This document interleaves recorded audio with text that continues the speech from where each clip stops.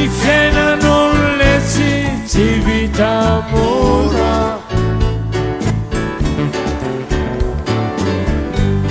raha voasolona fakeo elabeny mpanakora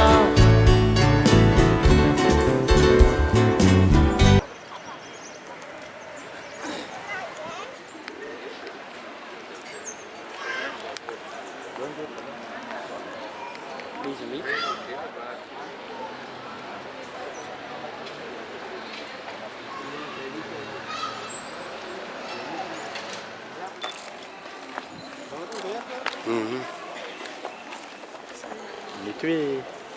hoe makikivy afaka azavaina kely le toe-pahasalamana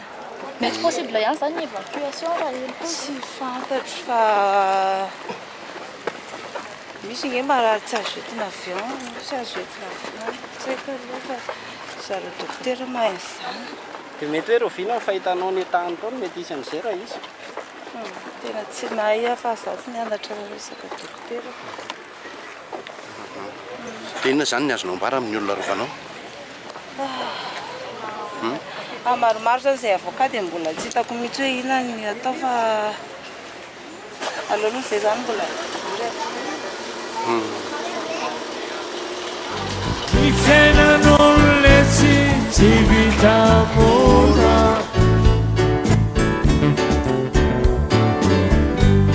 raha voasolona fakeo elabeny mpanakora